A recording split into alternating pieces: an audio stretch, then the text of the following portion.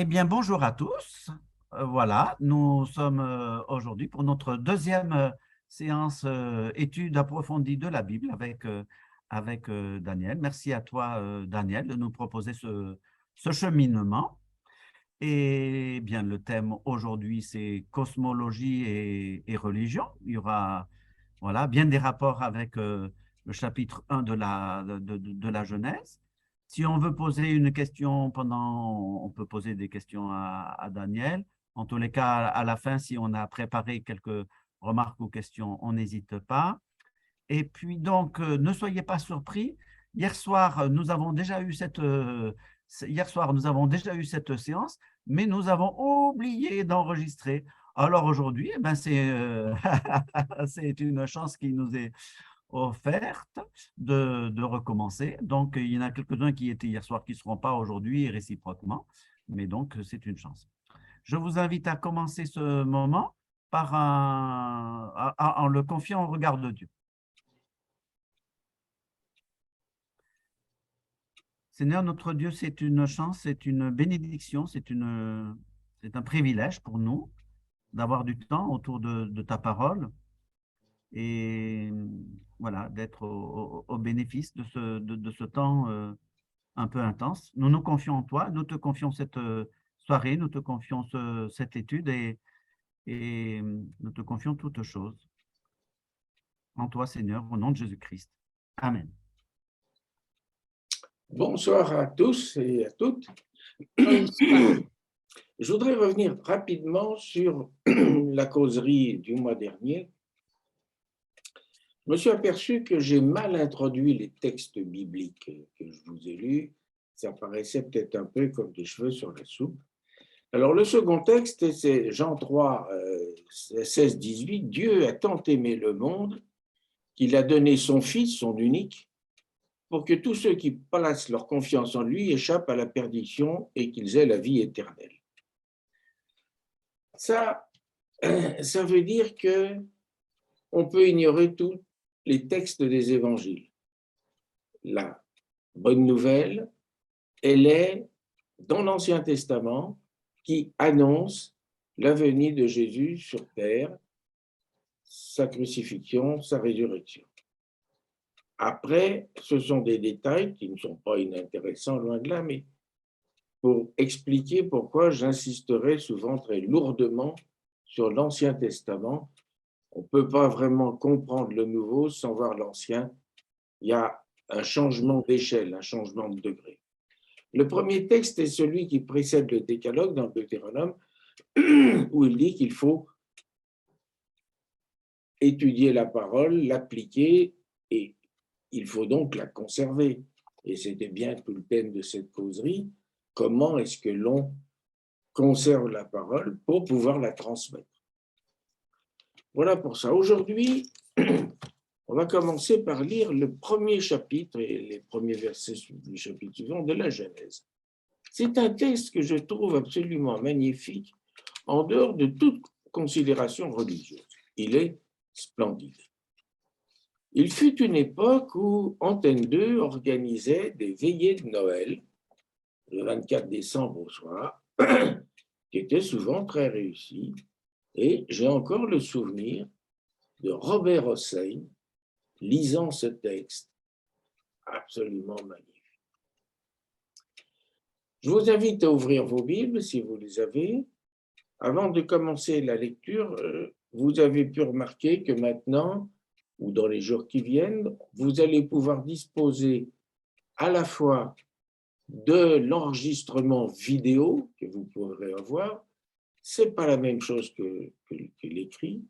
Et puis, vous l'avez également en PDF pour le relire, alors le relire, l'étudier, revenir en arrière, etc. En PDF pour l'imprimer si vous voulez le diffuser.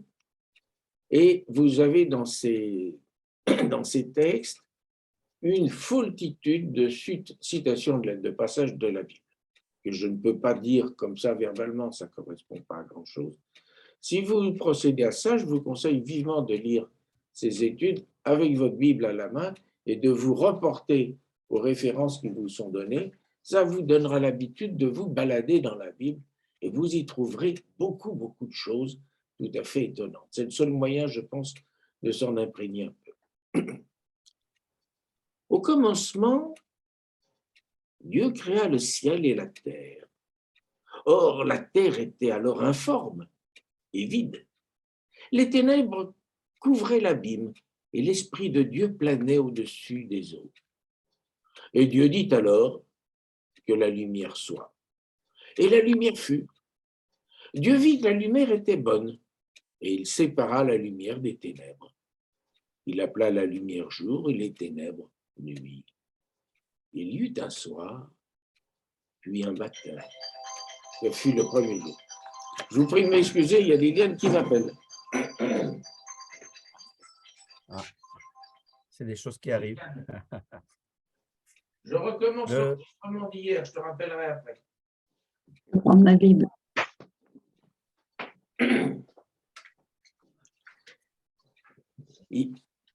Je disais, il y eut un soir, puis un matin. Ce fut le premier jour. Et Dieu dit qu'il y ait une étendue entre les eaux pour les séparer. Dieu fit l'étendue, il sépara les eaux d'en dessous de l'étendue des eaux d'au-dessus. Et ce fut ainsi. Dieu appela cette étendue ciel. Il y eut un soir, puis un matin. Ce fut le deuxième jour. Et Dieu dit, je veux que les eaux d'au-dessous du ciel se rassemblent en un seul endroit, afin que la terre ferme apparaisse. Et ce fut ainsi. Dieu appela terre, la terre ferme, et mer, l'amas des eaux. Et Dieu vit que cela était bon. Et Dieu dit que la terre se recouvre de verdure, d'herbes portant sa semence et d'arbres fruitiers, produisant du fruit selon leur sorte, portant chacun sa semence partout sur la terre. Et ce fut ainsi. La terre fit germer de la verdure, de l'herbe portant sa semence selon sa sorte, et des arbres produisant du fruit selon leur sorte, portant chacun sa semence. Dieu vit que cela était bon. Il y eut un soir, puis un matin. Ce fut le troisième jour. Et Dieu dit que dans l'étendue du ciel, il y ait des luminaires pour que l'on puisse distinguer le jour de la nuit et pour marquer les saisons, les jours et les ans. Que dans l'étendue du ciel, ils servent de luminaires pour illuminer la terre. Et ce fut ainsi. Dieu fit deux grands luminaires, le plus grand des deux afin qu'il préside au jour et le plus petit pour présider à la nuit. Il fit aussi les étoiles et il les plaça dans l'étendue du ciel afin d'illuminer la terre, de présider au jour ainsi qu'à la nuit et de séparer la lumière des ténèbres. Dieu vit que c'était bon.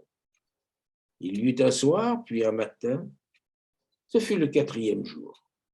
Et Dieu dit que les eaux foisonnent d'une multitude d'animaux vivants et que des oiseaux volent dans le ciel au-dessus de la terre. Alors Dieu créa les grands animaux marins et tous les êtres vivants qui se meuvent et foisonnent dans les eaux, selon leur sorte, et tous les oiseaux ailés selon leur sorte. Et Dieu vit que c'était bon, et il les bénit en ces termes. Soyez féconds, multipliez-vous, remplissez les eaux des mers, et que les oiseaux aussi se multiplient sur la terre. Il y eut un soir, puis un matin. Ce fut le cinquième jour. Et Dieu dit que la terre produise des êtres vivants selon leur sorte, des bestiaux, des reptiles et des insectes, et des animaux sauvages selon leur sorte.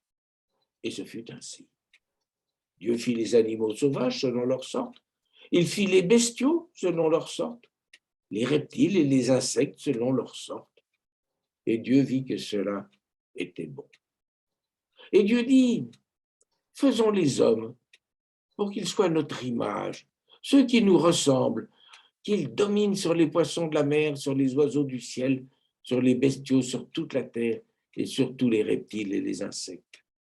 Dieu créa les hommes pour qu'ils soient à son image. Oui, il les créa pour qu'ils soient l'image de Dieu. Et il les créa, hommes et femmes. Dieu les bénit en disant, soyez féconds, multipliez-vous, remplissez la terre, Rendez-vous en maître. Rendez-vous en maître et dominez les poissons des mers, les oiseaux du ciel et tous les reptiles et les insectes. Et Dieu dit, voici, je vous donne pour vous en nourriture toute plante portant sa semence, partout sur la terre, et tous les arbres fruitiers portant leur semence. Je donne aussi à tout animal vivant sur la terre, aux oiseaux du ciel, et à tout animal qui se meut à ras de terre, et à tout être vivant, toute plante verte, pour qu'ils s'en nourrissent. Et ce fut ainsi. Dieu considéra tout ce qu'il avait créé et trouva cela très bon. Il y eut un soir, puis un matin. Ce fut le 6e jour. Ainsi furent achevés le ciel et la terre avec toute l'armée de ce qu'ils contiennent. Au 7e jour, Dieu avait achevé tout ce qu'il avait créé. Alors il se reposa en ce jour-là de toutes les œuvres qu'il avait accomplies.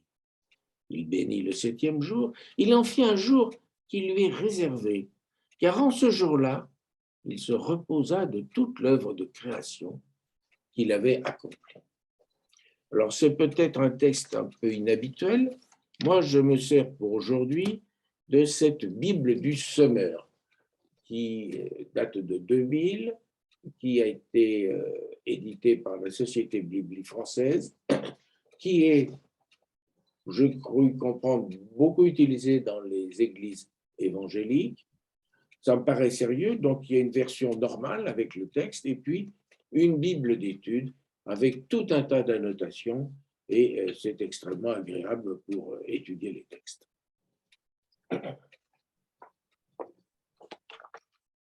Pas de questions? Alors on démarre, mais je vais encore m'absenter une seconde pour aller me chercher un verre d'eau, sinon je n'irai pas jusqu'au bout.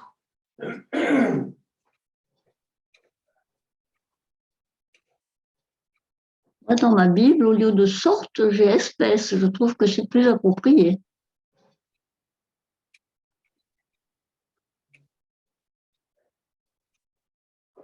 que sorte. Sorte, c'est trop vague.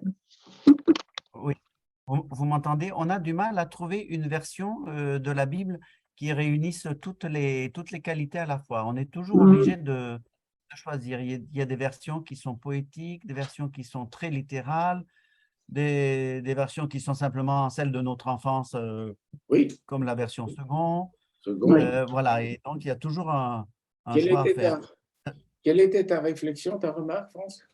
C'était, Sur, je trouvais que dans la mienne, la seconde, j'ai espèce au lieu de sorte, et c'est beaucoup plus précis. Au lieu de sorte, il y a espèce. Le mot espèce, c'est un terme scientifique, Ah ben oui. un sens extrêmement précis. On parle d'espèce lorsqu'il n'y a plus de possibilité de enfin, il n'y a pas de possibilité de reproduction entre deux espèces différentes.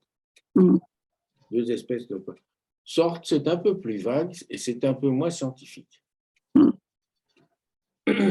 Voilà, en introduction, avant d'aborder ces histoires de cosmos et de religion, je voudrais faire un peu de numérologie.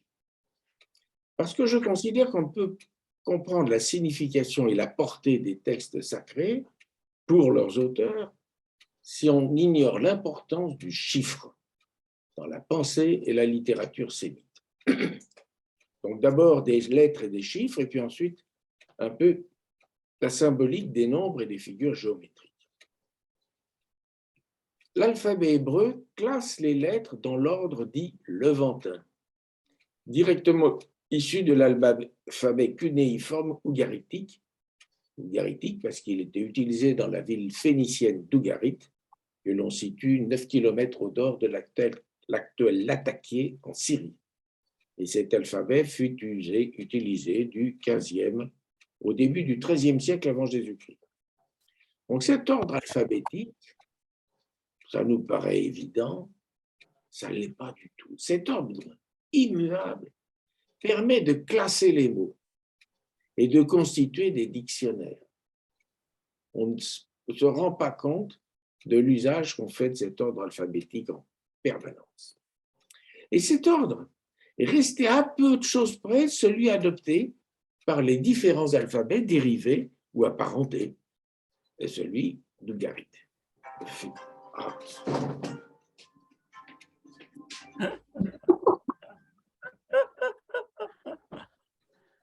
Ah, les téléphones.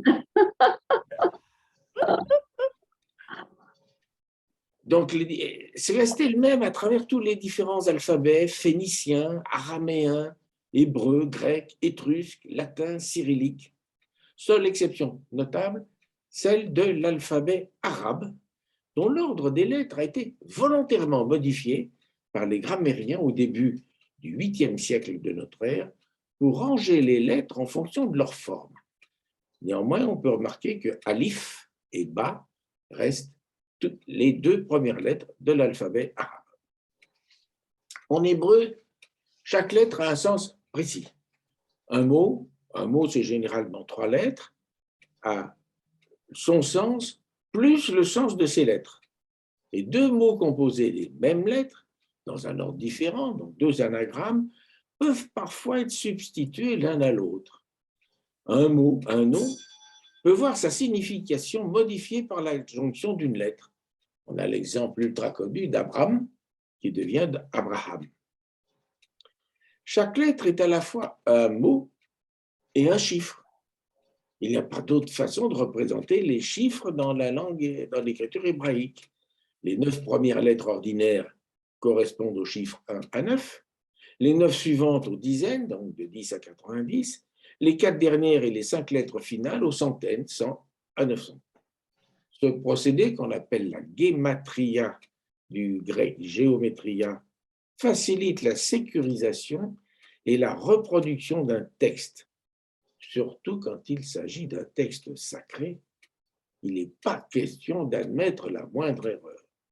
Alors, comment fait-on pour contrôler ce texte? Je vous l'ai dit la dernière fois, les Torahs de synagogue sont toutes recopiées à la main à Jérusalem. On ne peut pas admettre la moindre erreur. Eh bien, il y a des exégètes qui contrôlent. Comment est-ce qu'ils font? Eh bien, ils additionnent toutes les lettres du texte et ils savent qu'à tel endroit du texte, on doit arriver à tel résultat. Si ce n'est pas ça, c'est qu'il y a une erreur, on arrête et on recommence, on ne peut pas corriger. Dire un peu avec quel soin ces Torahs sont recopiés. Et puis, on peut aussi, avec ça, dissimuler des informations occultes. Alors, on prétend... on va trouver 2 exemples quand même. Chaque mot a donc une valeur. Cette valeur, c'est l'addition des valeurs numériques de chacune de ces lettres. Par exemple, tout le monde sait que 26, c'est Yahvé ou Adonai, Seigneur Dieu. Et 2 mots qui ont la même valeur peuvent être approchés. Donc, je vais vous raconter une anecdote et puis on va se pencher sur un texte biblique. L'anecdote, en 2010, nous avions été, Liliane et moi-même, invités au colloque des associations familiales protestantes qui se déroulait tous les 2 ans en l'abbaye royale de Fontevraud. Pure merveille, si vous avez l'occasion d'y aller et même d'y dormir, c'est absolument extraordinaire. Et nous avions repéré dans une rue proche l'atelier d'un enlumineur, donc quelqu'un d'une haute technicité qui notamment faisait des restaurations de textes d'enluminure du Moyen-Âge. Et puis nous avions appris que ce monsieur, qui était juif, ça on n'avait pas compris, avait été s'installer en Israël. Et puis à notre grande surprise, on voit qu'il est revenu, qu'il a rouvert son atelier, donc on va le saluer, parce qu'au précédent contact, on avait gardé un très très bon souvenir. Et alors il nous raconte une histoire, je ne sais pas comment c'est venu sur la table, il nous raconte une histoire, l'histoire de la lettre Aleph. La lettre Aleph, c'est la première lettre de l'alphabet hébreu, c'est l'équivalent de l'alpha grec ou de notre A. La lettre Aleph va s'adresser directement au Seigneur Dieu en lui expliquant son profond mécontentement. Je suis la première lettre de l'alphabet. Il est tout à fait anormal que ce n'est pas moi qui ouvre la Torah. Je devrais être la première lettre de la Torah. Ce à quoi Dieu lui répondait, comment? Mais tu es la première lettre de la Torah. Pas du tout, c'est le bête. La Torah, ça commence par Bereshit. Au commencement, mais non, lui dit le Seigneur. Alors, je vous montre un peu, vous allez comprendre très vite. Voilà, ça, c'est la lettre Aleph en hébreu. Et Dieu va lui expliquer à cette pauvre lettre qu'en fait, elle est composée de 3 lettres différentes. Là, vous avez au-dessus un yod. Le yod, c'est la plus petite lettre de l'alphabet hébreu, ça correspond au iota grec ou à notre i. Et tu vois, ce yod, il symbolise la totalité du monde céleste. Et puis en dessous, tu as un autre yod à l'envers, qui lui symbolise la totalité du monde terrestre, le ciel et la terre. Et entre les deux, il y a une lettre, Vav, qui les réunit. Et donc, la lettre Aleph, à elle toute seule, symbolise la totalité de l'univers. Tu es donc bien la première lettre de la Torah. C'est simplement splendide comme démonstration. Et une fois rentré à l'abbaye, je raconte cette histoire des participants juifs qui étaient là, qui me disent « Mais oui, c'est Adonai, 26. » Et oui, le Yod, c'est la 10e lettre de l'alphabet, 10 et 10, 20. Le Ksav, c'est la 6e, 26. Voilà, c'est Adonai, notre Seigneur. Voilà comment une lettre à elle seule va symboliser Dieu. Et puis, je vous propose de prendre votre Bible, quelque part dans la Genèse, au chapitre 14, le verset 13. Alors, Abraham et son fils Lot se sont installés en Canaan. Alors, en fait, ça ne durait pas très longtemps parce qu'il y a des tensions entre les bergers, les terres ne sont pas assez importantes, pas assez de quoi nourrir tous les troupeaux. Et donc, finalement, ils décident de se séparer. Lot va s'installer de l'autre côté de la mer Morte, un endroit un peu plus fertile, et Abraham restait en Canaan. Et puis, voilà qu'il y a des tensions dans ce coin-là. Il y a 4 rois qui se liguent contre 5 autres rois. Je ne sais plus très bien qui attaque qui. Toujours est-il que dans la bagarre, Lot est fait prisonnier et emmené. Et je commence au verset 13. Un rescapé vint annoncer la nouvelle à Abraham l'Hébreu, qui habitait près des chênes de Mamré, l'Amoréen, un frère d'Escol et d'Aner. Ces 3 frères étaient tous 3 des alliés d'Abraham. Quand Abraham apprit que son parent, son neveu, avait été emmené captif, il arma 318 hommes bien entraînés, descendit dans sa maison et poursuivit les 4 rois jusqu'à Dan. 318, on ne peut pas faire plus précis. Nos journalistes contemporains aimeraient une telle précision. Eh bien, tapez un petit peu les 318 hommes d'Abraham, ou ce que vous voulez, et vous trouverez certainement des rabbins pour vous expliquer qu'en fait, Abraham, il est parti tout seul avec son serviteur, le principal de ses serviteurs, qui s'appelait Eliezer. Et d'où est-ce qu'on sort ça? Ben, c'est évident.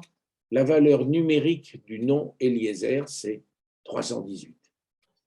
Vous lirez l'histoire, ça me paraît un peu tiré par les cheveux, mais c'est quand même curieux ce nombre important d'une telle précision. Voilà donc pour les lettres et les chiffres. Parlons maintenant un petit peu de la symbolique des nombres et des figures géométriques. 1, c'est le chiffre, le nombre le plus riche et le plus complexe. Il désigne l'absolu, le principe suprême, unique et indivisible, impensable et ineffable, l'incréé, mais aussi l'union, et plus exactement l'absence de séparation ou de discrimination. Vous connaissez le slogan « Tous pour un pour tous ». Dieu est un et unique. Tu n'auras pas d'autre Dieu face à moi, même si les chrétiens le voient triel. Dieu est parfois appelé un, et par extension, un peut symboliser le bien. L'homme en tant qu'individu peut aussi être symbolisé par le chiffre 1. Deux symbolise la dualité primordiale. Deux unités indépendantes, tantôt associées, le couple humain, homme-femme, en est l'exemple même, tantôt en opposition, l'amour et la haine, l'intérieur et l'extérieur, le yin et le yang, deux nations ennemies. Il symbolise donc le besoin insatisfait d'union. Il évoque la stabilité, ou plus exactement l'absence de dynamique. Les rapports entre deux personnes, si elles sont isolées du reste du monde, évoluent peu. 3, c'est la somme, c'est-à-dire la réconciliation des deux précédents. Ça représente donc la perfection et la dynamique divine. D'ailleurs, nombre de religions connaissent 3 dieux suprêmes ou 3 figures du Dieu unique. Brahma, Shiva, Vishnu, Jupiter, Neptune, Pluton, la Trinité, Père, Fils et Saint-Esprit. Ce nombre créateur symbolise aussi les 3 grandes constituantes de la destinée humaine: naissance, vie, mort, âme, esprit, corps. 2 figures pour symboliser le divin, le triangle et le cercle. Le triangle, 3 côtés et 3 angles, est souvent utilisé dans l'iconographie chrétienne pour représenter Dieu, invisible mais qui voit tout. Et le cercle, qui en 3 dimensions donne la sphère, est la figure parfaite. Comme Dieu, identique à lui-même en tous ses points, il n'a ni commencement ni fin. 4 représente la perfection et la stabilité humaine et terrestre. C'est le nombre du destin et du libre arbitre. Représenté par la croix, il nous conduit dans l'univers symbolique du carrefour. Lui correspond en géométrie le carré, modèle d'équilibre, à 4 côtés égaux, 4 angles égaux, d'équilibre et de stabilité. La plupart des animaux, une table, une chaise ont besoin, pour être stable, de 4 pieds. 5 est le nombre de l'homme qui a 5 sens pour percevoir le monde et compte 5 doigts à l'extrémité de ses membres. Et puis l'univers est composé de 5 éléments. Certains animaux, oursins, étoiles de mer ou plantes, sont construits sur une symétrie rayonnée à base 5. Si l'on combine 3 et 4, on va trouver 7 et 12, qui sont des représentations de la plénitude de l'univers et de la création par la conjugaison du dynamisme céleste et de la stabilité terrestre. Alors, 7 et 12 peuvent encore se combiner entre eux. Ainsi, Jésus enjoint à Pierre de pardonner jusqu'à 70 fois, 7 fois son frère fautif. L'Apocalypse voit 144 000 rachetés, soit 12 000 pour chacune des 12 tribus d'Israël. 7 représente aussi l'harmonie. Vous avez 7 jours dans la semaine, 7 planètes, 7 notes dans la gamme, et puis je pense qu'on peut en trouver d'autres. Alors, si 7, c'est la perfection, 6, 7 moins 1, ça représente l'impureté, l'imperfection, l'inachèvement. En un mot, le péché. Dieu crée les cieux et la terre en 6 jours, mais parachève le 7e, jour de son repos, sa création. De même, les 6 jarres des noces de Cana, les noces Cana, il n'y a que 6 jarres dans lesquels on va puiser l'eau pour que les invités puissent faire l'ablution et se purifier. Il y en a 6. Ça veut dire que ces ablutions ne permettront pas aux invités de se purifier véritablement. Et puis, dans l'Apocalypse, l'Apocalypse utilise la répétition de ce nombre 6. 666, ça désigne la bête.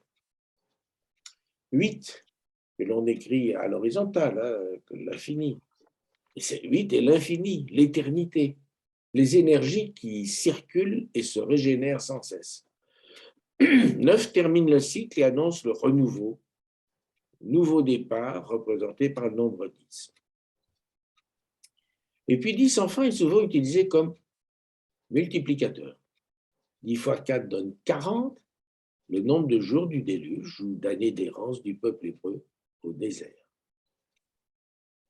Et nous reviendrons les fois suivantes sur le nombre 40, qui est un nombre extrêmement riche dans toute la littérature sémitique, c'est très très important. Et puis, au mois de décembre, sur le chiffre 12, qui, à mon grand regret, est moins riche. Voilà pour ce qui est cette histoire de numérologie et d'utilisation des chiffres et des lettres hébraïques. Nous attaquons donc maintenant notre sujet de ce matin, ce soir, et l'émergence des religions, à mon sens, constitue le premier pas dans la longue quête de l'homme pour comprendre de façon rationnelle le monde qui l'entoure, connaître les forces qui le régissent et les mettre à son profit. Jamais oublier les mettre à son profit. Elle présuppose compris, accepter, assimiler le principe de causalité. Tout phénomène a une cause. Et cette démarche, largement inachevée, se poursuit encore aujourd'hui. On lui a donné un autre nom. On appelle ça les sciences physiques. Alors peut-on vraiment s'étonner des interactions constantes entre religion et conception du monde? Alors nous allons voir comment cette conception a évolué à 4 moments de notre histoire récente. Tout d'abord, la cosmologie sémitique. Les calendriers sémites sont assez primitifs, ils sont basés sur la Lune, avec 12 mois de 29 ou 30 jours, avec tantôt un mois supplémentaire, je crois que c'est le cas dans le calendrier hébreu, tantôt des années bissextiles, c'est le cas dans le calendrier musulman. On change de mois lorsque l'on voit poindre la lune nouvelle le soir. De même, le changement de jour d'une journée à l'autre intervient au coucher du soleil, au moment où on serait susceptible d'apercevoir la lune lorsque celle-ci est nouvelle. Vous avez entendu tout à l'heure la lecture « Il y eut un soir, puis un matin ». On célèbre la pleine lune, 2 ou 3 jours durant, l'occasion de repas de fête ou de sacrifice. Celles qui suivent les équinoxes sont les plus importantes. Pâques au printemps, la fête des tabernacles à l'automne. Et puis pendant qu'on y est, on fête aussi les premiers et derniers quartiers. Fêtes qui sont probablement à l'origine des sabbats et des semaines de 7 jours. Contrairement à leurs voisins, égyptiens ou babyloniens, les Hébreux étaient de piètres astronomes. Les références à des astres ou à des constellations déterminées, autres bien entendu que le Soleil ou la Lune, sont exceptionnelles dans l'Ancien Testament. Et si le texte que nous venons de lire nous dit que Dieu a créé les cieux et la terre, il ne nous décrit pas le résultat de cette création. Nous devons donc rechercher cette description dans d'autres sources, si on veut s'intéresser à la cosmologie sémitique, et notamment dans les récits arabes. Alors, cette réticence des Hébreux à l'égard de l'astronomie vient du fait qu'à cette époque, elle ne pouvait pas se distinguer de l'astrologie, science interdite de la divination. Alors, il n'est pas du tout certain que les astrologues de l'époque croyaient vraiment en leur pouvoir divinatoire. Enfin, ils dépendaient économiquement des princes qui assuraient leur subsistance. Comment aurait-il pu prétendre prédire le mouvement des astres, là-haut, dans le domaine des dieux, pour ignorer ce qui allait survenir ici-bas sur Terre, domaine d'action des princes qui les nourrissaient? Au contraire des Hébreux, les Arabes, à qui nous devons un grand nombre de noms d'étoiles, furent de grands astronomes. Alors, il y a eu d'une part comme explication les contraintes des navigations, qu'elles soient terrestres ou maritimes, qui nécessitent évidemment de solides connaissances astronomiques. Et d'autre part, l'islam prescrit 5 prières par jour à une position du soleil bien spécifique en se tournant vers une direction bien précise. Le meilleur moyen pour établir l'heure à cette altitude s'avéra l'observation rigoureuse des phénomènes astronomiques. Des rabbins disent que Dieu se retira de lui-même, en lui-même, pour faire place à sa création. Et au centre de cette création se trouve la Terre, plate et carrée. La Terre est plate, parce que nos sens, et tout d'abord la vue, nous font bien sentir qu'elle ne peut qu'être ainsi. Dans le récit de la tentation, tout au moins dans la version que rapporte Matthieu, le diable emmène Jésus sur une très haute montagne, suffisamment haute pour que de là il puisse voir tous les royaumes du monde, ce qui n'est possible que si la Terre est plate. Et puis la Terre est carrée, parce que compte tenu de ce que je viens de vous raconter sur la symbolique des nombres et des figures géométriques, il ne peut pas en être autrement. L'imaginer ronde ou sphérique, figure représentative de la perfection divine, eût été blasphématoire. La Terre n'a-t-elle d'ailleurs pas 4 points cardinaux, ce qui est difficile à imaginer sur un cercle, et 8 vents principaux. Et les terres émergées, c'est ce que nous venons de lire, sont bordées par le grand océan. Au-dessus de la Terre se trouve le ciel, ou plus exactement, les cieux. Le ciel a la forme d'une demi-sphère, demi-sphère. Les mosquées de nos jours ont toutes le même plan, une salle carrée représentant la Terre, surmontée d'une coupole hémisphérique représentant le ciel. Les étoiles sont divisées en 3 classes. Les premières sont suspendues à la voûte céleste pour éclairer la Terre. Les secondes sont situées dans l'air par une suspension invisible pour éclairer les mers. Et puis les troisièmes, nous dirions les comètes, sont mobiles à volonté entre les doigts de Dieu, qui s'en sert pour punir et lapider les démons qui lui désobéissent. Selon la conception babylonienne, c'est celle qui est reprise dans la Genèse, la terre et l'air juste au-dessus, sont placés entre 2 masses d'eau, les eaux inférieures et les eaux supérieures. Ces dernières sont retenues par le firmament. Lorsque Dieu veut faire tomber la pluie, il ouvre les vannes du ciel et l'eau tombe par ces petits trous que nous appelons des étoiles. Dieu envoie la manne aux Hébreux dans le désert selon ce même mode opératoire. Il ne pleut cependant pas constamment. Et il arrive certaines nuits que les étoiles restent ouvertes. On croit alors deviner au travers de ces ouvertures un monde d'un éclat et d'une brillance inimaginable, qui ne peut être qu'un monde divin. Et ce premier ciel n'est cependant pas la résidence de Dieu. Au-dessus de lui se trouve un second firmament qui le sépare d'un deuxième ciel, et ainsi de suite, jusqu'au 7e ciel, qui seul peut être la résidence de Dieu. Les différents cieux sont habités par les diverses créatures qui constituent la cour de Dieu, anges, archanges, séraphins, chérubins, etc. Chaque planète, elles sont 7 bien entendu, est suspendue à l'un des cieux, depuis Saturne au 7e, puis Jupiter au 6e, jusqu'à la Lune, suspendue au 1er ciel. Selon certaines traditions, le troisième ciel correspondrait au paradis, séjour des bienheureux dans l'attente de la fin du monde.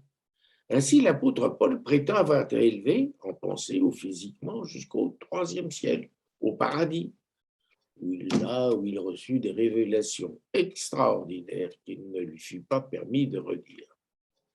Mahomet, lui, put accéder au septième ciel et voir Dieu. Sous la terre se trouve le Shéol, le séjour des morts, le royaume des ténèbres. Là encore pluriel, car 7 enfers se succèdent au-dessous les uns des autres, jusqu'au dernier, la géhenne, séjour de Satan lui-même, est lieu du feu éternel, où sont irrémédiablement détruits âmes et corps, les méchants. Alors cette vision du monde, bien entendu, est invérifiable. Qui peut prétendre percer les mystères des résidences de Dieu et du diable?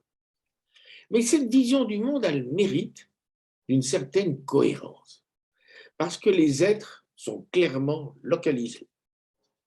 Les vivants sont sur la terre.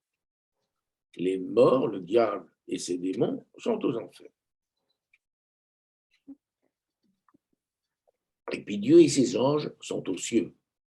Et ce n'est pas par hasard si le Notre Père ajoute aussitôt qui est aux cieux.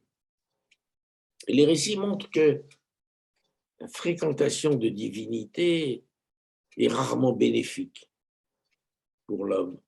Et il vaut mieux qu'elle reste un peu éloignée des créatures terrestres. Au chapitre 20 de l'Exode, c'est celui de la révélation du Décalogue, le peuple se tient à distance de la montagne et dit à Moïse, parle-nous toi-même et nous entendrons, mais que Dieu ne nous parle pas, ce serait notre mort. Et quand Moïse s'entretient avec Dieu, son visage devient rayonnant, au point qu'il doit le couvrir d'un voile lorsqu'il s'adresse aux Hébreux. Puis Jonas, appelé par Dieu à aller à Ninive, juge plus prudent de prendre la direction opposée. Et le troisième serviteur, vous savez, celui à qui son maître ne remet qu'un talent, a peur de cet homme dur. Voilà donc pour la conception sémitique. On en trouve quelques indications dans le Coran, notamment la deuxième sourate au verset 29. Passons au grec. Alors d'abord, la conception primitive des Grecs, c'est à peu près la même que celle que je viens de vous décrire. La terre plate et carrée, surmontée par une voûte céleste hémisphérique, et un certain nombre de cieux au-dessus. Avec une particularité, ces cieux n'ont plus ce caractère divin, puisque les dieux séjournent sur l'Olympe, montagne du Péloponnèse. Cette proximité n'est d'ailleurs pas sans poser des problèmes aux humains qui doivent supporter les facéties de leurs divins voisins. Encore heureux quand ceux-ci, lorsqu'il leur prend l'envie de fréquenter mortels, ces mortels prennent la précaution, Zeus en tête, de se métamorphoser pour ne pas les effrayer. Excuse-moi. Ah ben dis donc.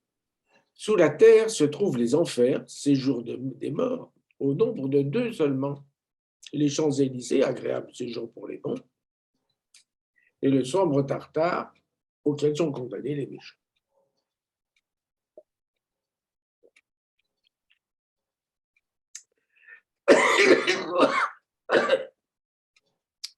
Donc, puisqu'on revient sur les problèmes que pose la fréquentation par les humains des divins et des facéties des dieux grecs, je vais vous raconter l'histoire de la malheureuse Sémélé.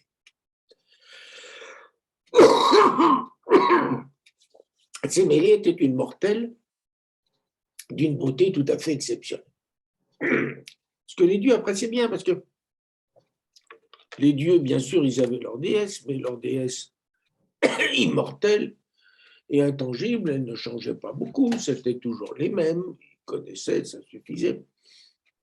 Tandis que les mortels, il y en avait toujours des nouvelles et il y avait parfois des très agréables surprises. Sémélé en fut une et elle fut elle séduit et fut séduite par Zeus. Et Zeus en fut tellement enthousiasmé qu'il lui fit serment d'exaucer le premier de ses vœux, quel qu'il soit.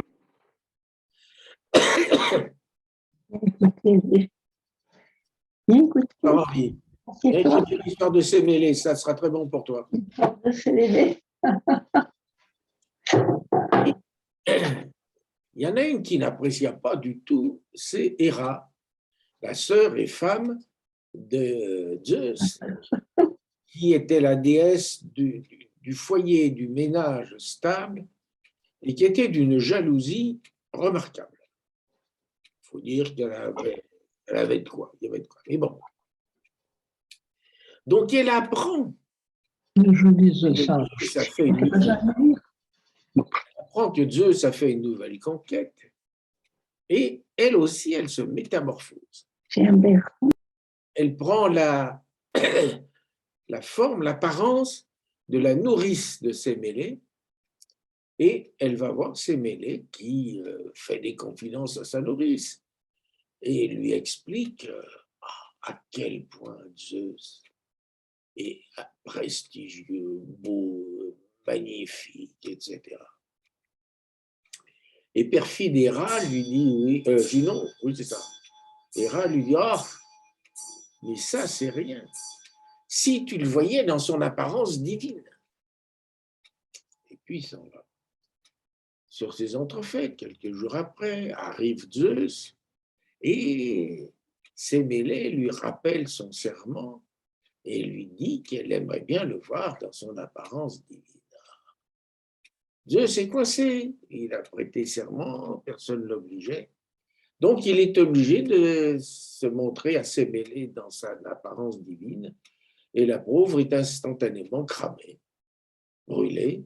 Zeus a tout juste le temps de récupérer dans son ventre le bébé qu'elle avait conçu et qu'il va cacher comme il peut de la jalousie d'Héra en le plaçant dans sa cuisse. Vous connaissez l'expression, né de la cuisse de Jupiter.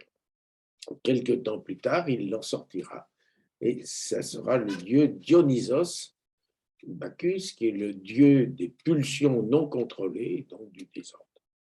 Voilà donc pour les rapports entre humain et divin, chacun à sa place, c'est peut-être pas mal. Voilà donc la conception origine des Grecs, mais eux, ils vont avoir un apport assez inattendu, c'est les philosophes. Parce que ce qu'apportent les philosophes grecs, c'est le doute. Alors que les sémites auraient jugé blasphématoire toute remise en cause de l'ordre du monde qui leur était enseigné, les Grecs veulent vérifier par eux-mêmes. Et il ne s'agit absolument pas de chercher à remettre en cause cet enseignement, pas du tout. On ne veut pas le contester, on veut au contraire.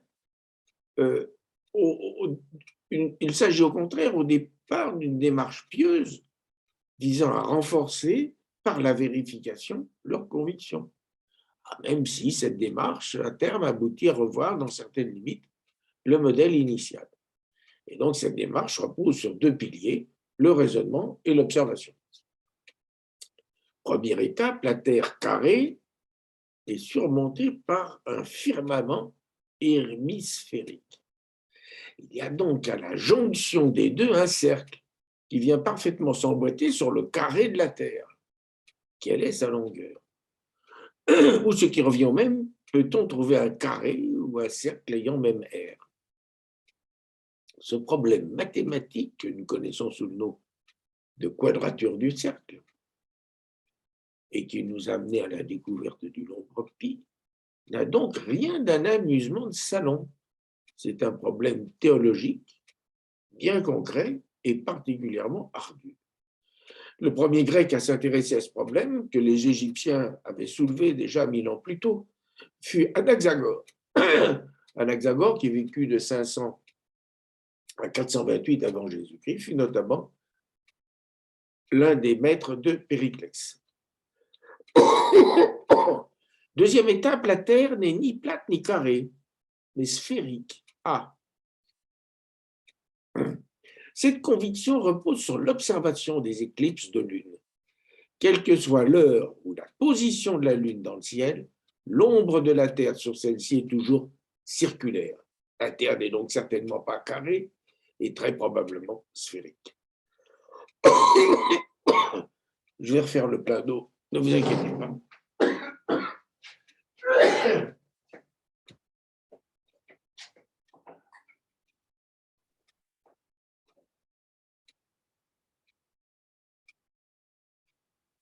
C'est pas mal le coup de deviner que la Terre est sphérique au moment au moment des éclipses. Parce que ça, c'est vrai que c'est une raison assez forte, ça. Les éclipses de lune, effectivement, impressionnant comme raisonnement, c'est sûr. Partant de cette conviction, la Terre est sphérique, et en exploitant les ressources de la géométrie qui avait été inventée par les Égyptiens pour relocaliser les champs après chaque décrue du Nil, différents savants grecs arrivent à une description plus que satisfaisante de l'univers. C'est ainsi qu'Ératosthène de Cyrène réussit vers 250 avant Jésus-Christ à fournir une estimation assez proche de la circonférence de la Terre, avec une démonstration absolument éblouissante. D'autres calculs plus approximatifs donnent des distances Terre-Lune et Terre-Soleil, et même les dimensions de la Lune et du Soleil. Et certains, notamment, retenez ce nom, Aristarque de Samos, vers moins 280 avant Jésus-Christ, vont jusqu'à proposer des systèmes héliocentriques, mais qui furent rejetés car jugés comme impies.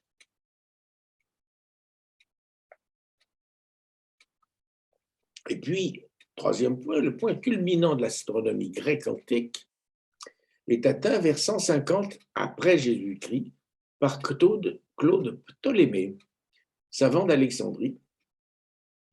Sa conception du monde s'inspire des principes posés par Platon et Aristote. Ce n'est pas la plus évoluée, mais elle va tout de même rester en vigueur pendant un millénaire et demi. Très brièvement, la Terre est plate au centre du monde. Le monde supralunaire, y compris la Lune, est parfait. Le cercle étant la figure fermée parfaite, les planètes décrivent à vitesse constante des orbites nécessairement circulaires. Ces orbites sont des petits cercles appelés épicycles, de centres immatériels qui eux-mêmes tournent sur de grands cercles centrés sur la Terre appelés déférents. Il est ainsi rendu compte assez correctement du mouvement apparent des étoiles, des planètes. Les étoiles sont accrochées à une sphère fort éloignée appelée sphère des fixes, qui elle-même tourne autour de la Terre.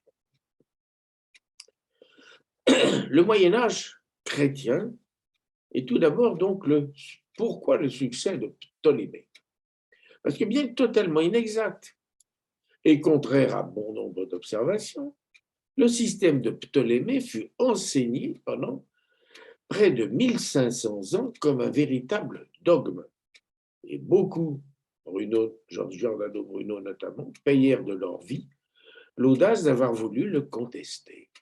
Alors, deux raisons à ce succès. Tout d'abord, cette théorie arrive au bon moment, vers 150 de notre ère, alors que commence à s'élaborer une doctrine chrétienne propre, distincte de la doctrine juive. Or, la conception de Ptolémée n'est en rien incompatible avec la vision biblique précédemment exposée. Elle ne contredit pas l'existence d'un certain nombre de cieux au-delà de la sphère des fixes qui marque la limite du monde auquel notre vision a accès, et symétriquement d'un nombre suffisant d'enfers sur la Terre. Et plusieurs auteurs grecs, d'ailleurs, avaient conçu des mondes comptant plusieurs cieux. Ensuite, il faut bien reconnaître que la représentation de Ptolémée était remarquablement cohérente et suffisait pour répondre convenablement à la plupart des besoins et interrogations des humains de l'époque. Donc, au Moyen-Âge, on se représente ainsi le monde. Au centre, la Terre, plate, elle est bordée par le grand océan, c'est le domaine des humains.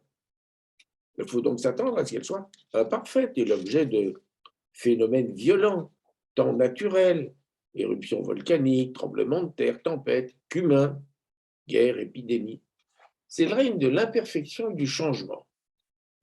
Cette terre n'est d'ailleurs pas homogène, puisqu'elle est constituée de différents éléments, nécessairement au nombre de 4. La terre, l'eau, le feu et l'air, auxquels correspondent différentes populations spécifiques, nains, naïades, salamandres et elfes. Les trajectoires terrestres naturelles sont rectilignes, vers le haut pour les éléments subtils, qui montent, l'air, le feu, et vers le bas pour les éléments graves qui tombent, la terre et l'eau.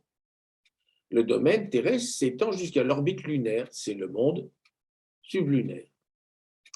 Au-delà, lune incluse, se trouve le monde supralunaire, domaine de Dieu, donc parfait et par conséquent immuable. Dans ce monde, tout n'est que beauté et harmonie. Aucune violence n'y a place. Les mouvements se font à vitesse constante suivant des cercles. À l'extrémité de notre faculté de perception se trouve la sphère des fixes, sur lesquelles sont fixées les étoiles qui tournent autour de la Terre. À des distances variables se trouvent les planètes, et tous ces astres baignent dans une substance parfaite, l'éther, ou cinquième élément, ou quintessence. Plus loin que la sphère des fixes se trouve l'au-delà, c'est-à-dire les 7 cieux. Les 2 premiers constituent les limbes, le 3e le paradis, consacré à Vénus pour les Grecs. Le 7e est habité par Dieu le Père, Jésus-Christ et la Vierge Marie. Les cieux intermédiaires sont la résidence des différentes catégories d'anges. Sous la terre, 7 enfers demeurent des démons et du diable. Il y a donc un haut et un bas. Le haut, géographiquement localisable, symbolise nos aspirations à être meilleurs, à nous rapprocher de Dieu, vers qui montent nos prières, tandis que les hommes bons montent après leur mort en haut, au ciel. Inversement, le bas symbolise nos mauvais penchants, contre lesquels il nous faut lutter si nous ne voulons pas, après notre mort, descendre aux enfers. Un seul a fait l'expérience des 3 mondes, Jésus, qui, selon le symbole des apôtres, après sa vie sur terre, est descendu aux enfers 3 jours, puis est ressuscité pour monter au ciel. Vision rassurante. Chaque partie de l'univers, parfaitement identifiée et située, a une fonction bien définie et une population déterminée. Chacun est parfaitement chez soi et les interférences sont plus qu'exceptionnelles. Seulement, voilà, il y a des incohérences dans ce système de Ptolémée. Ah, pas beaucoup. Mais il rend quand même imparfaitement compte de certains mouvements des planètes. Mais bon, seuls les observateurs très avertis peuvent en être conscients. Non, son véritable point faible était la question des comètes, dont l'aspect dans le ciel était suffisamment spectaculaire pour frapper les esprits, car ou bien celle-ci appartenait au domaine sublunaire. Mais alors, d'où venaient-elles? Et comment expliquer leur trajectoire? Comment expliquer leur trajectoire qui n'était pas rectiligne? Ou bien elles faisaient partie du monde supralunaire, mais alors comment expliquer leur apparition et leur disparition tout aussi soudaine dans un monde immuable? Et là encore, comment expliquer leur trajectoire? Alors cette construction intellectuelle sur laquelle j'ai été un peu long là, est une parfaite illustration de l'une des grandes constantes de la pensée humaine universelle. L'être humain a besoin de voir de l'ordre, de trouver de l'ordre, même là où il n'y en a pas. La révolution copernicienne, 3e temps. Les premières mises en défaut du système de Ptolémée. Jusqu'à présent, on pouvait peut-être se poser des questions, mais ça marchait. Les premières déceptions liées à l'utilisation du système de Ptolémée apparaissent quand même 1200 ans après son élaboration. C'est pas mal. Vers 1350. Au moment où l'artillerie commence à être véritablement opérationnelle pour nous à l'époque de Jean II le Bon, au début de la guerre de Cent Ans. On s'aperçoit alors que les projectiles, censés suivre une trajectoire rectiligne ou en droite brisée, ne tombent pas là où ils devraient. Alors on sait depuis qu'ils suivent une trajectoire parabolique contrariée par la résistance de l'air. Mais cette constatation fut l'une des causes de la remise en cause progressive du système de Ptolémée. Le premier, c'est le Polonais Copernic, 1473-1543. Donc, on est déjà dans la Renaissance. Copernic part de ses lectures, et principalement d'Aristarque de Samos, dont on a parlé tout à l'heure, pour imaginer un système ayant pour centre le Soleil, autour duquel tournent les différentes planètes, dont la Terre. Mais il présente le résultat de ses travaux comme une vue de l'esprit, et non surtout pas comme le résultat d'observation. Et il fut toute sa vie d'une rare prudence.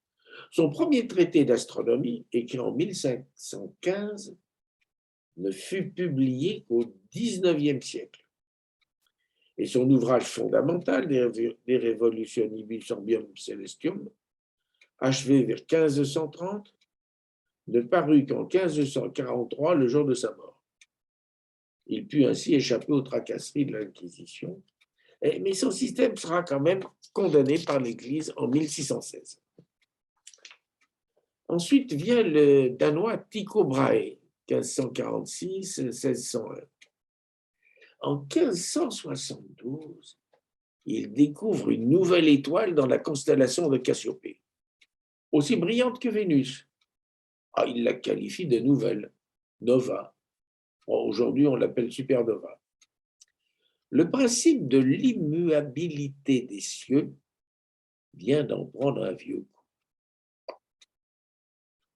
En 1588, il propose un compromis. Les planètes tournent autour du Soleil qui lui-même tourne autour de la Terre, centrale et immobile.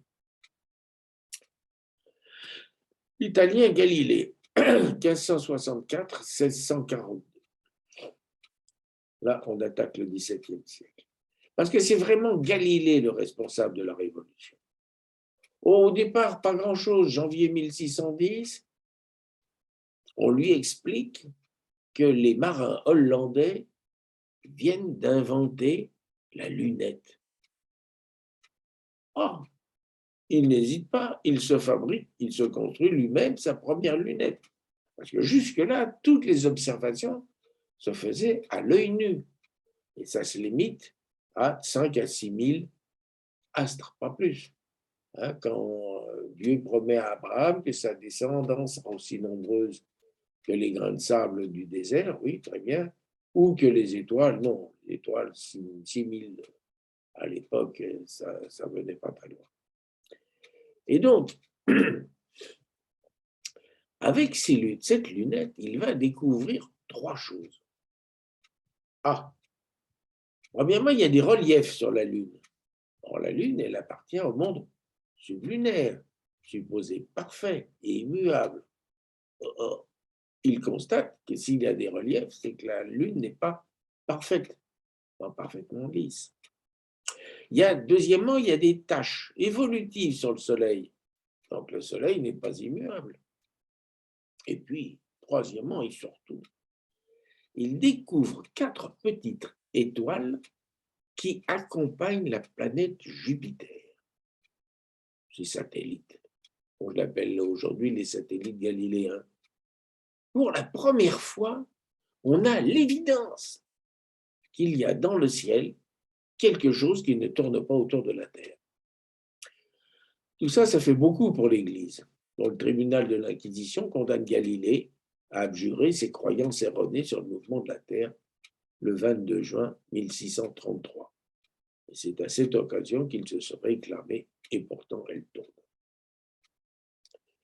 Autre personnage, l'allemand Kepler, 1571-1630. C'est donc un parfait contemporain de Galilée. Il est né 7 ans après lui, il meurt 3 ans avant sa condamnation. Lui comprend le mouvement des planètes autour du Soleil, mais il ne comprend pas encore la force qui les meut. Les planètes décrivent des trajectoires elliptiques, pas circulaires, dont le Soleil est l'un des foyers. Et puis la vitesse des planètes n'est pas constante, elle est variable. Plus rapides à proximité du Soleil, elles ralentissent lorsqu'elles en sont éloignées. Vient enfin l'anglais Newton, 1643-1727. Le XVIIe siècle terminé, tout est lié, c'est fini. En 1687, lui, Newton, va expliquer la force qui fait se mouvoir les planètes autour du Soleil. C'est l'attraction universelle ou gravitation. Force purement physique, qui n'a donc rien de divin. De plus, il établit que les lois de la physique dans le ciel, notamment celles qui régissent les mouvements des corps, sont exactement les mêmes que celles sur la Terre. Et puis il invente le calcul infinitésimal, dont l'Église catholique comprend immédiatement l'immense intérêt pratique pour pouvoir enfin calculer le nombre d'anges susceptibles de tenir sur la pointe d'une aiguille. Au XXe siècle, Einstein montre que matière et énergie ne sont que deux aspects d'une même réalité, de même que temps et espace. Hubble et ses successeurs nous installent comme occupants d'une indécelable planète gravitant autour d'une étoile de faible dimension, perdue à la périphérie d'un banal amas d'étoiles appelé galaxie, comme il y en existe des milliards dans un univers un univers en évolution permanente, apparu brutalement on ne sait d'où, il y a 13,8 milliards d'années. Or, les études récentes montrent que les trajectoires des astres, même à l'intérieur de notre système solaire, que Newton considérait encore comme immuables, sont soumises à un si grand nombre de facteurs qu'elles sont en fait chaotiques, c'est-à-dire imprévisibles sur la longue période. L'exemple, c'est que les astronomes ont fait tourner le système solaire sur leur onde accélérée, sur leurs ordinateurs, et ils arrivent dans un nombre, à une proportion de cas assez fréquents, à ce qu'on constate l'éjection de Mercure du système solaire. La seule certitude que nous ayons aujourd'hui concernant notre représentation de l'univers, c'est qu'elle n'est ni définitive ni satisfaisante. Les systèmes de Ptolémée et de Newton étaient élégants et simples à se représenter. Aujourd'hui, nos descriptions sont complexes et souvent au-delà de notre entendement. Et puis, de nouvelles observations viennent sans cesse affirmer ce que nous croyons. Conclusion, dans les deux cas, la lutte pour faire triompher ces idées et ces conceptions fut acharnée, chacun convoquant ses meilleurs champions, Pascal notamment. L'Église y ajouta tout le poids de sa force répressive, inquisition, excommunication. Elle considérait, avec quelques raisons, que la délocalisation du centre de gravité du monde ne permettait plus de considérer l'homme comme la raison de la création divine. S'il s'y ajoute une impossibilité de situer géographiquement la présence de Dieu et du paradis, alors tout l'équilibre sur lequel repose la foi et l'autorité de l'Église, c'est-à-dire la promesse d'un au-delà venant sanctionner la réussite ou l'échec de toute une vie. Cette conception s'effondre et l'Église perd toute autorité sur ses fidèles. Ce n'est que vers 1820-1830 que l'Église finira par admettre que la Terre tourne autour du Soleil. En fait, l'Église, mais aussi ses détracteurs, ont confondu théorie scientifique et doctrine religieuse. La première s'appuie sur des savoirs, c'est-à-dire des connaissances acquises au moyen des facultés intellectuelles des êtres humains et basées sur l'observation et le raisonnement. La seconde est une croyance, c'est-à-dire la foi accordée à un certain nombre d'idées considérées comme reçues d'autrui et validées par l'expérience que l'on peut avoir de la vie. Le rôle de l'Église est de montrer comment aller au ciel, pas de montrer où se trouve le ciel. Jésus proclame en substance que la religion est faite pour l'homme et non l'homme pour la religion.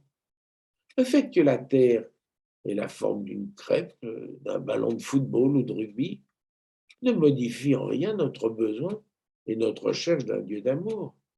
Pour ma part, l'idée de me trouver perdu dans un univers incommensurable les rend encore plus impérieux. Voilà pour ce soir. Avez-vous quelques remarques? Jeanne, je ne te vois plus. Tu nous entends? On ne sait pas, c'est pas grave. Mais en tous les cas, merci à toi, Daniel. Voilà, c'est toujours aussi Je suis dense, là. aussi. Ah, très bien. Voilà, Je suis là. voilà. Non, non, Très pardon. bien, très bien. Parfait, il n'y a pas de souci. Donc, du coup, eh ben, peut-être que certains d'entre nous ont des questions ou des remarques. Voilà, il y a de la matière en tous les cas. Oui. Et c'est assez intéressant de voir combien Faut le relire. l'Église ou Effectivement, c'est très dense, mais je pense que vous méritez tout ça. Bon, merci. Voilà, alors est-ce qu'il y a quelques questions ou quelques remarques ou quelques étonnements ou des choses comme ça?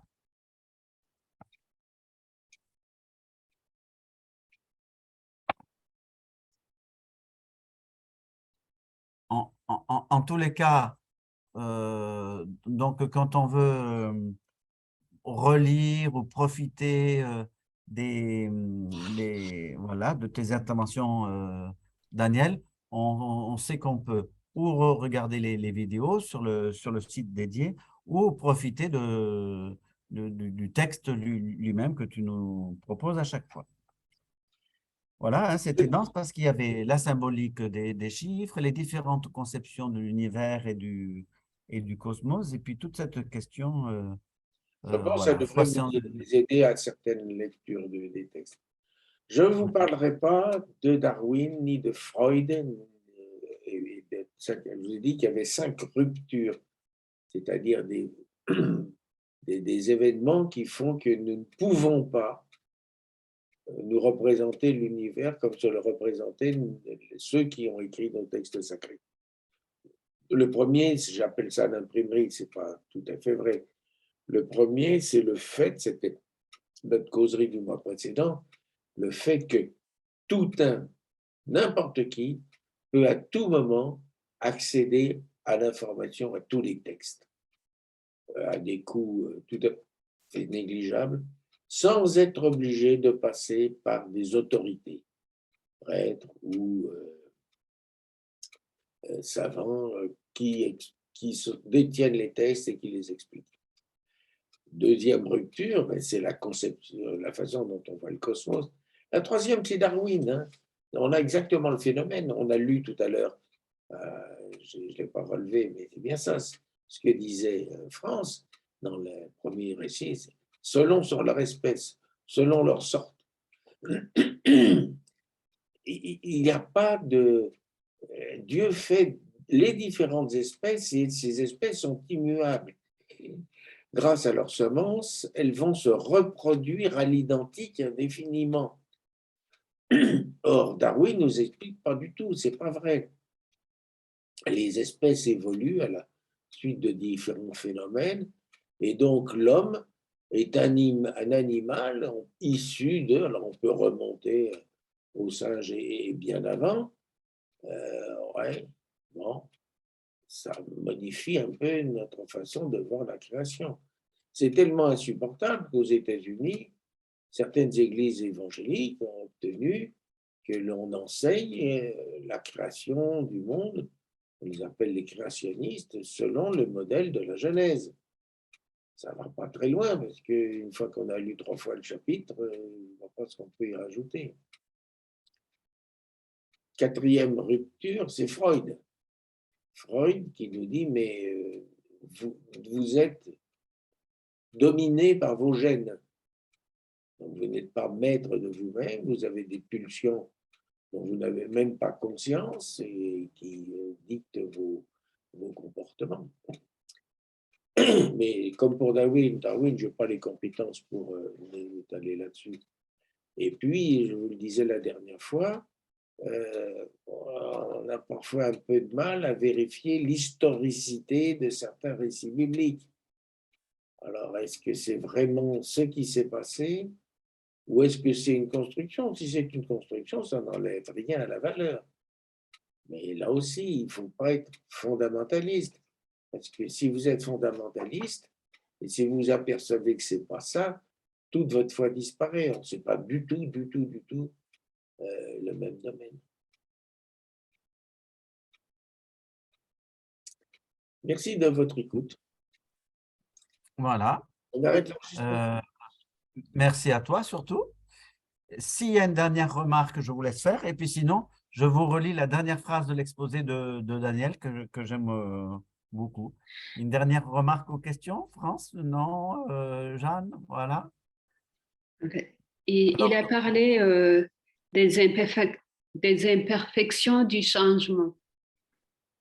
Est-ce qu'il peut nous éclaircir un peu? Parce que si on regarde aujourd'hui les changements qui se font sur la Terre, comment les eaux, la Terre, comment vraiment les choses se passent aujourd'hui, on voit qu'il y a beaucoup de changements et il y a des catastrophes sur la Terre. Oui. Oui, tout à fait. Et Ça voilà, je toujours te laisse été. répondre, Daniel. Ça a toujours été. Donc ça, c'est pas nouveau. Et on considérait que la Terre, justement, était le lieu de l'imperfection. Il y a toujours eu des tremblements de terre, il y a toujours eu des éruptions volcaniques et des guerres et des immeubles qui se sont effondrés.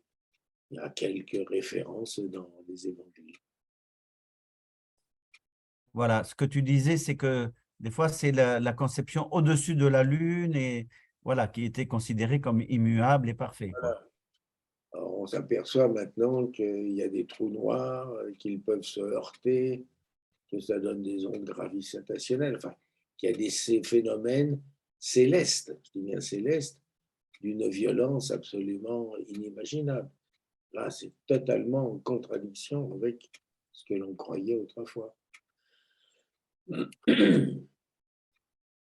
Mais je trouve un peu contradictoire, car Dieu, quand il a créé les choses, il a dit tout est bon et parfait.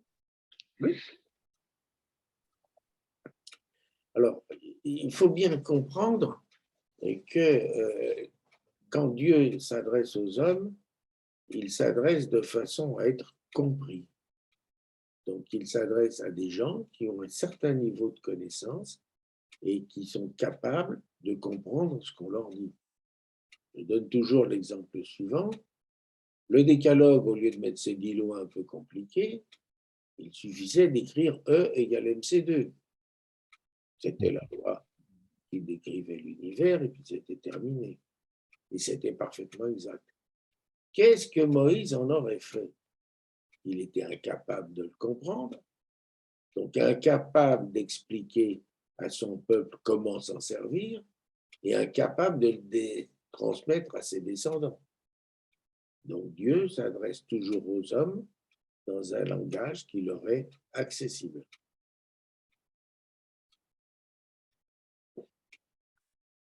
Calvin disait que Dieu balbutie avec les êtres humains, comme un papa ou une maman qui dit des mots qui sont des fois risibles, mais qui sont des mots que le bébé comprend très, très bien. Eh bien, Dieu s'adapte à notre langage, mais évidemment, si si nous avons un autre esprit ou une autre dimension de foi, de vie, et voilà, eh ben, Dieu aurait d'autres choses encore à nous dire, mais ça, c'est pas pour tout de suite. Mais pour l'instant, effectivement, il parle de façon à être compris. C'est très beau. Il se met à notre portée. Ben, écoutez, je vous remercie. Enfin, je remercie surtout Daniel. Et puis, j'ai le plaisir, je relis cette phrase. Puis, Daniel, tu nous rappelleras la prochaine séance, quand est-ce qu'elle sera. Le fait que la Terre ait la forme d'une crêpe, d'un ballon de football ou de rugby ne modifie en rien notre besoin et notre recherche d'un Dieu d'amour. Voilà, ne modifie en rien notre besoin et notre recherche d'un Dieu d'amour. En effet, voilà. Donc, ça nous donne quand même beaucoup de liberté par rapport à la science et la foi. Oui, alors rappelle-nous la date de la prochaine fois, Daniel. Je crois que c'est le 16 décembre, le 16 novembre. Je vérifie. Oui, je te laisse vérifier. Voilà, 16 novembre. Alors, on va continuer sur des généralités pendant 2 séances. La prochaine sera consacrée au nombre 40, qui est un nombre très important dans les littératures sémitiques. Eh ben, très bien. Merci beaucoup. Et on se dit à bientôt, ou bien le Merci 16 beaucoup. novembre, ou bien à un autre moment. Bonne soirée à tous. Bonne soirée. Merci. Bonsoir à toutes. Bonsoir à tous.